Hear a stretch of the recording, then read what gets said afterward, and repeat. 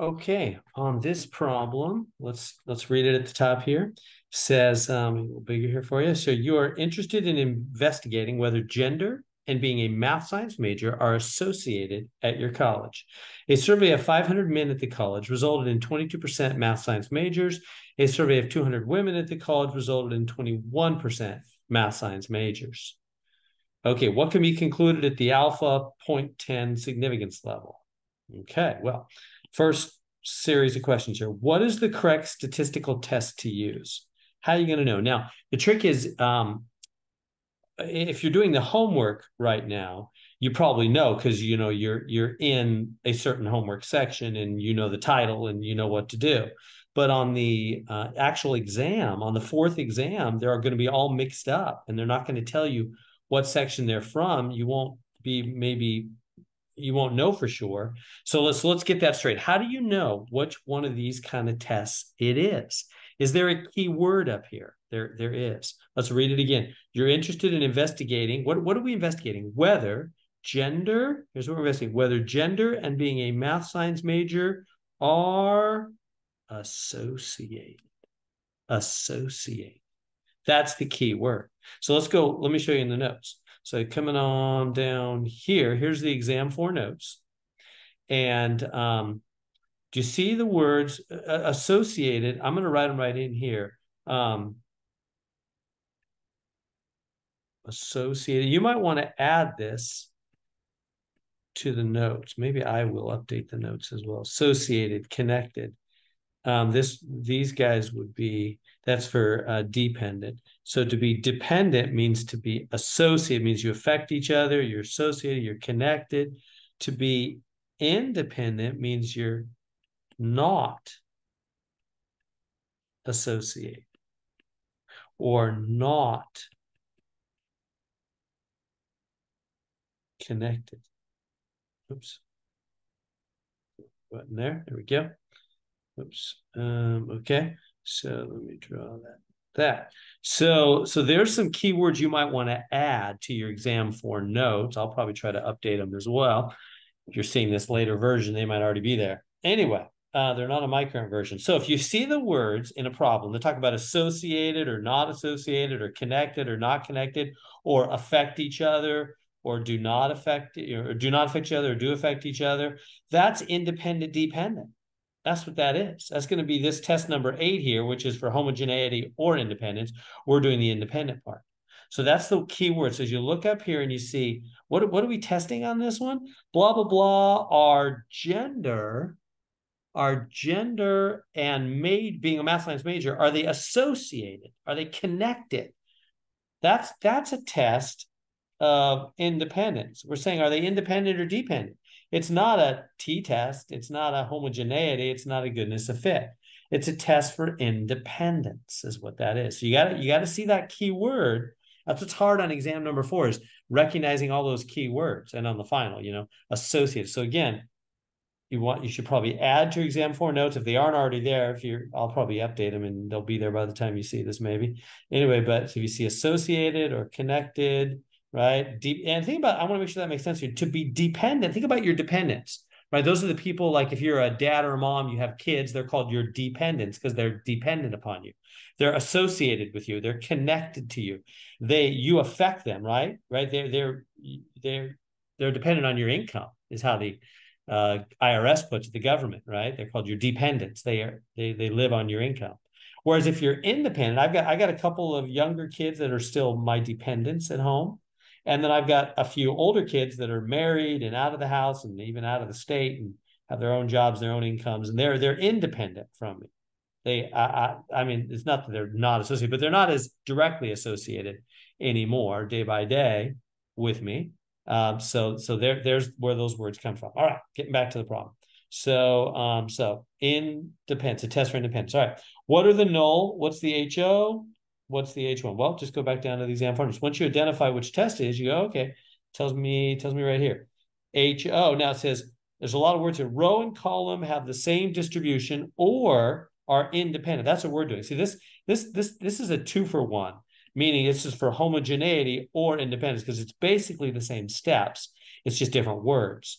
And so we're going to go independent for HO and dependent for H1.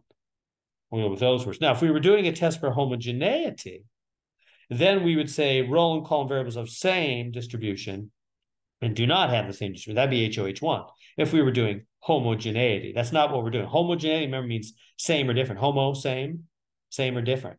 So this is not a same or different test. This is a independent test. So we don't use the same or different words, same or not same. We use the independent, dependent, because we're doing test for independence, because they said associated, connected. Those are the words that mean independent. All right. So again, what is HO? Independent. What is H1? Dependent. So HO is independent. H1's dependent. Getting that right out of the notes. Okay. So HO is independent. Right there. And H1 is dependent. Where that is. There it is right there. Did I do that right? HO is independent, right? Let me check that again. Yeah. Oops. HO is independent. H1 is dependent. Yep. All right. HO is independent. Yeah. Right. Okay. H1 is dependent. All right. Let's keep going. Test statistics. Now we need to get some numbers from our calculator. Well, how do we do that? Well, we know it's a test of independence. I'll write that right here. Test of independence. Because the word associated told us that. Associated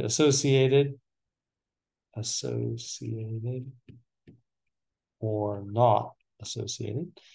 To be or not to be, that is the question. Associated or not associated, that is the question we're looking at. Okay, so now it's a test for independence. So going down to the notes, tell us what to do on the calculator.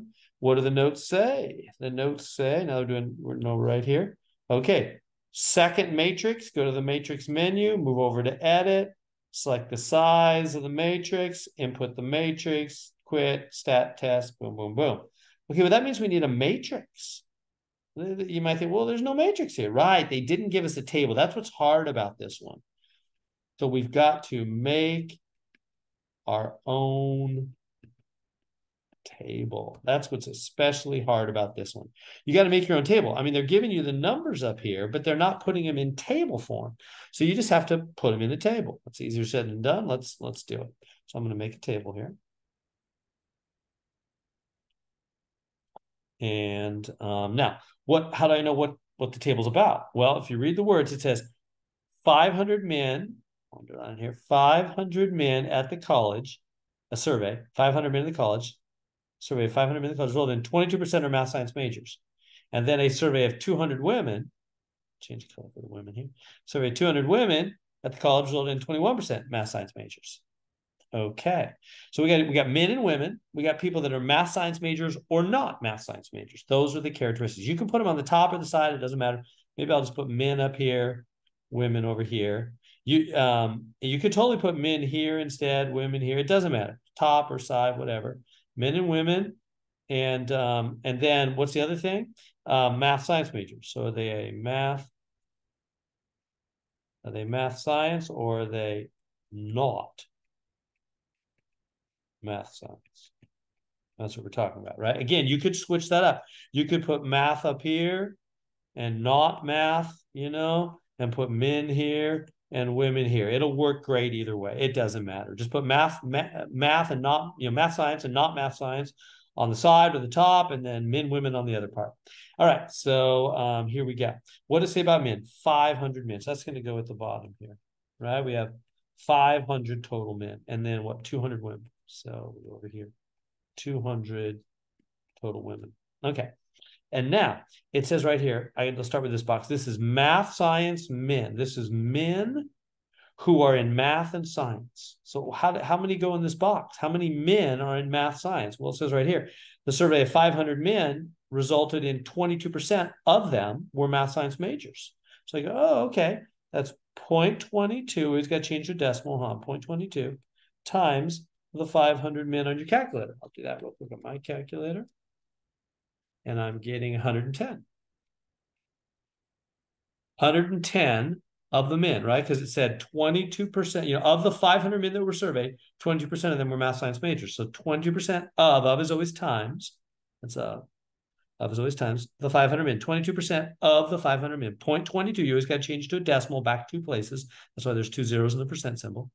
0.22 of 500 is 110 of the min. Now, if 110 of the men are math science majors, how many are not math science? We have 500 total, right? 500 total men. 110 of them are math science majors. So how many are not math science majors? Well, we got to subtract, don't we? So 500 minus 110, whatever the calculator says, 390. So 390 of the men are not math science majors. Okay, let's do the same thing for the women now. For the women, it says 200 of the women, 21% are math science majors. So 0.21 of times the 200 women, hit the buttons in the calculator. I'm getting 42 women in the survey were math science majors. This is math science majors, women, 42 of them. 200 women total. So how many were not math science majors? Subtract. 200, take away 42, hit the buttons on the calculator, 158. So there, we've made our own table. We took the words they gave us and we made it into a table with men and women, math science majors, not math science majors. We have the 4 numbers. We can put those in our calculator now. Again, you could have done it the other way. You could have put men over here, women, and then math up here and no math, and it would have worked just fine. It doesn't matter. It'll work either way. All right. So let's go to the calculator. So now that we got our own table, we're going to do what it says. We're going to go to second matrix, move over, put the numbers in, put the matrix, and go to second mode, quit, and then do a x squared or chi-squared. It really means stat test x squared, see what we get. All right. So that's what I'm going to do. I'm going to switch and show you my calculator work right now. Let me do that. So I'm going to share my screen now. Okay, you're seeing my screen now. There's my calculator to the middle there. You can see my handy dandy calculator. Whoops. Here, I'm trying to move some stuff out of the way. Here we go. Awesome. All right, you can see my calculator there. And I'm going to view the key press history. You can see what I'm pressing. Okay, here we go. Let's turn this thing on. Hello, calculator. There we go. All right, here we go. So what am I going to do? I'm going to go through those buttons. I'm going to hit what it told me to hit in the notes, which I'm looking at right now. Second matrix, I'm going to hit second. And the matrix is right here above the x to the -1 button. See that x to the -1 button? Hit that. And it does the matrix. So there's the matrix menu. I'm going to go over to edit. Go right twice over to edit and hit enter. I'm just following the instructions on those. Boom. All right. And I have a 2x2, right? Did you notice my table was 2x2? So I hit 2, enter, 2, oops, 2, enter. And it sets up a 2x2 matrix. I got to put the numbers I had in there. So what were those numbers? 110, 10, enter, and 42, enter, 390 and 158. So 390, enter, 158, enter. Boom, got them. There they are. They're all in there. See those? I hit enter after each one. There's the matrix. I put the information in there. Okay. Now I think I can just hit stat. Yeah, you don't even need to quit. I put in second quit. You don't need to quit. Just hit stat and then go over to tests. And go on down to the x squared. It really means chi-squared. It's Greek, but call it whatever you want. I don't care. There it is. Not the chi-squared GOF, not the goodness of fit test. That was earlier, right? This is just the chi-squared test right there. C on my calculator. Hit enter. Boom. And it's going. Yeah, that's all good. A and B, I put them in. Don't worry about all that. See, calculate. Go down. I went down to calculate and hit enter. There's our numbers. There's our what's called our chi-squared or x squared, which is our test statistic, and our p-value. We love our p-values. So let's go back now. And I'm going to move this to the side so I can see it. All right. So I'm going to go back to the side and share my iPad again.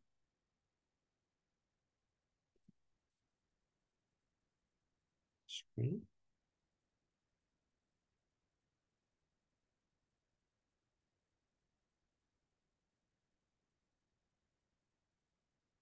Let's see if I can do that. Having some technical difficulties with that. Here, let me new share open. There we go.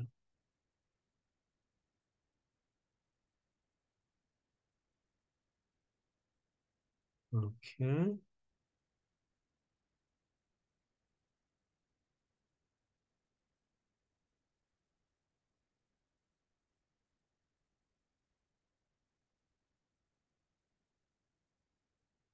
Sorry, I'm having a little technical difficulty. It won't switch back to the plugin for that.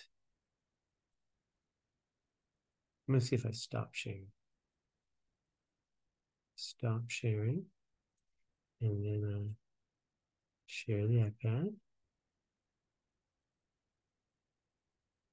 There we go. All right, that worked. There it is. I had to stop sharing. And now, there we go. We're back. All right. So I'm back to the problem. And so now we put the information. So where are we? So we're here. The test statistic, that's the x squared number. And whatever that was that the calculator told us, which was, for my case, 0.084, 0.084. This one's 3 decimals, that's good enough. And the p-value, which was 0.77189. So rounded to 4 places, be 0.7719, right? You stop it right there and rounds it up. So there's the p-value, and there's the what's called the test statistic, the x squared or chi-squared number. All right, so we got all that. Let's bring it on down. So what does all that mean? In fact, actually, let me just go back here and I'll move the information down. Independent, dependent. All right, so this was independent. This was dependent. And this was whatever it was, 0.84. So it was 0.7719. Okay. So the p-value, now, ready? Let's draw our conclusions. This can be a little tricky too. The p-value is, and it wants to say greater than f. So what was the alpha? Come back up here. The alpha level, well, there it is, right here. Alpha level 0.10, significance level. So this is, so alpha is 0.10. The p-value right here is 0.7719. So 0.7719 is clearly greater, isn't it? Greater than the alpha significance level, right? This p-value number 0.77 certainly greater than 0.10, right? P-value is greater than alpha. Based on this, we should what? What do we do? Well, this is where I want to make sure, be clear for you. So this is, you've seen the exam 4 notes, I've used this, but here's where the exam 3 notes are. I know this is exam 4 material we're talking about, but if you go back to the exam 3 notes, that's where we had our last step, which is drawing a conclusion about a hypothesis test. Remember, we have 2 options. P is less than alpha. What does that mean? P is greater than alpha. What does that mean? You can just go right there. You can use all the notes during the exam, exam 3 or 4.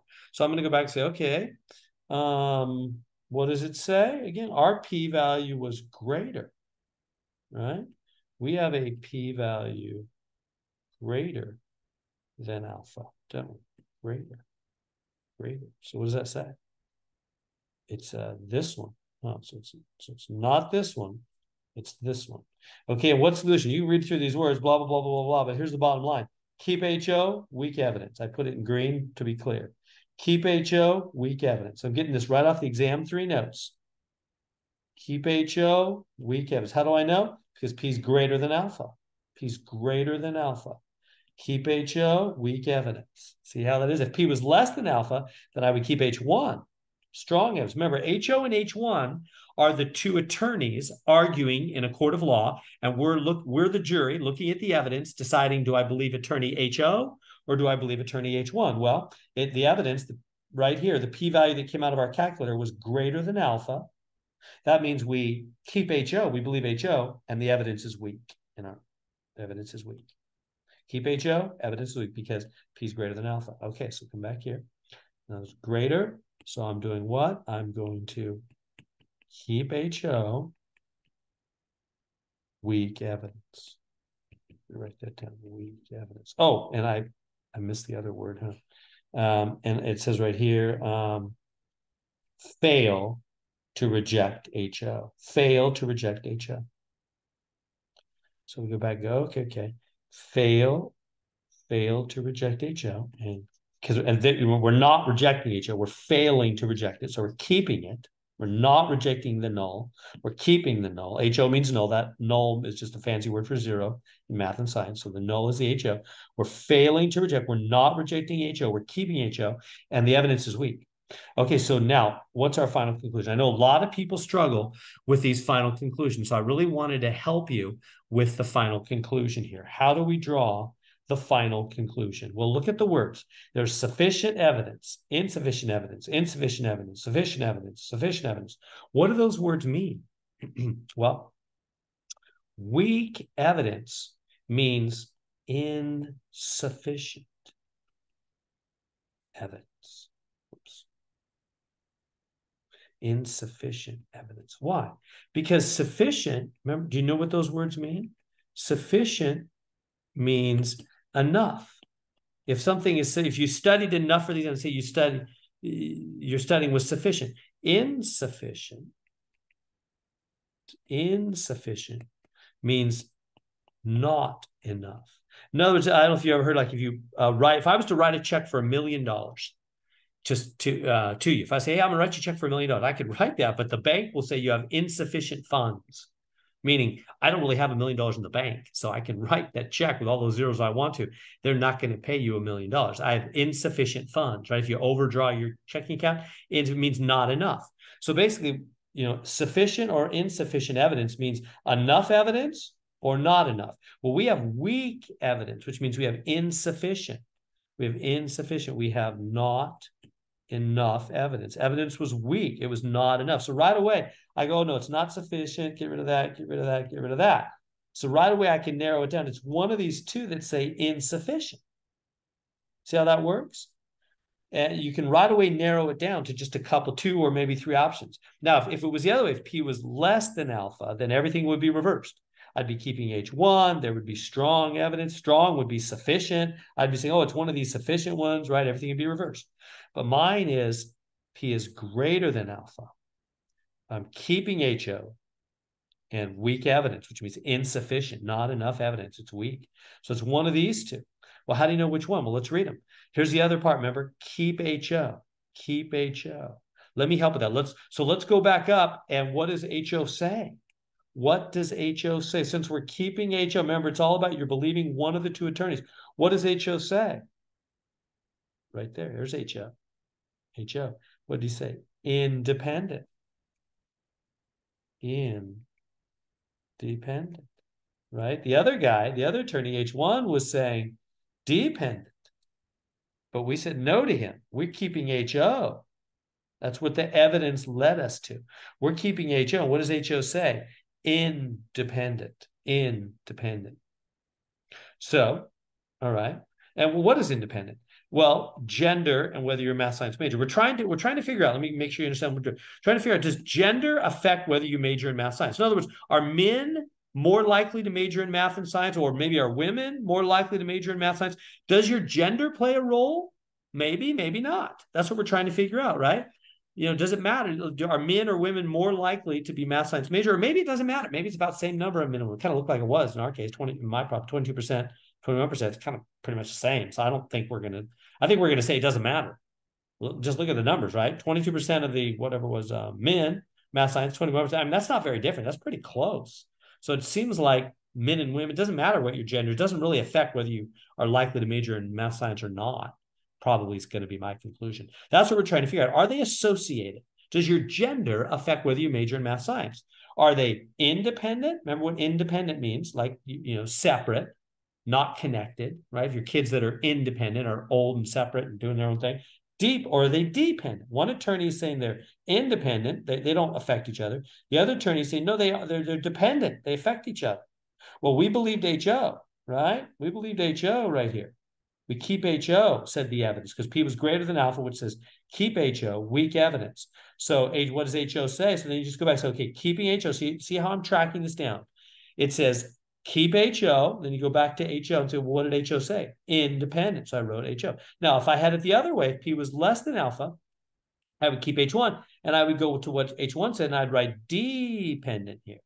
You just track it down. Whatever the notes say, I just went to the exam 3 notes. I said, was P less or P greater? Oh, P was greater. What does that mean? Reject HO, keep HO. Failed to reject HO. Keep HO, weak evidence. I go, oh, okay. Come on back and go, keep HO, weak evidence. So I'm keeping HO. Well, then, okay, what does HO say? Independent. I wrote independent. Okay, so which one of these say independent? That one says dependent. This one says something about not the same. What's going on here? Is this right? Dependent? Yeah, this is actually right. Now, this is a part where a lot of people get confused. Let me help. Independent. Why? Because it says insufficient evidence to conclude dependent, that college major and gender are dependent. Remember, insufficient means, let me write it in here with a little bit smaller writing, not enough. Remember, that's what insufficient means. Insufficient. You put this in your notes if you need it. Not enough. Insufficient means not enough. In other words, this option, we know it's one of these two. And we know we're supposed to go with independent, right? We keep HO independent, but the evidence was weak. What does that mean? There's not enough evidence to conclude dependent. That's right. That's why we concluded independent. The opposite. Let me say that again. Did you see that? Remember, not enough, insufficient means not enough. Insufficient means not enough. So if there's insufficient evidence, that means there's not enough evidence to conclude dependent. Right. That's why we concluded independent, which is the opposite of dependent, because there was not enough evidence to conclude dependent. So we went with independent. Does that make sense? You got to read those words carefully. When they say insufficient, that means it's not whatever they're saying. There was not enough evidence to say dependent. Right. That's why we went with independent. So one more time, how did I know we were going with this option? Well, I just looked, I was up here with my P, and I said, well, my P value is greater, right? Just calculate. 0.77 is greater than 0.10. It's greater. So I went down to the exam 3 notes. It's okay. What does greater mean? Greater means keep HO, weak evidence. I went, okay, keep HO, weak evidence. Went back up here and I wrote that. Keep HO, weak evidence. And then I go, oh, keep HO, I better go find what HO says. Here's what HO says up here, right? He says independent. That's why you always got to go back. Whenever you're drawing your conclusion, you got to go back to either HO or H1, and the exam 3 notes will tell you which one to go back to. You're either keeping HO or you're keeping H1. I'm keeping HO. I go back to HO, independent. So I go, okay, independent, and weak evidence. So then I go, right, okay, it's one of these two because it's weak, it's insufficient. Insufficient means not enough evidence, weak evidence. It's one of these two. Now you think, oh, yeah, but this one says dependent and this is independent. That's not right. Well, no, it is right. It is right because it says not enough to conclude dependent. So then it's independent. That's why we're going with independent. That's why we believe they're separate. That's why we believe college major and gender are separate, independent. They really aren't affecting each other. Why? Because there wasn't enough evidence to conclude that they are affecting each other, that they are dependent, right? The percentages came out really close. What was it, 21%, 22%? That's not evidence of difference. That's evidence that they're basically the same. And so we say there's not enough evidence to conclude that they're dependent. And so there we go.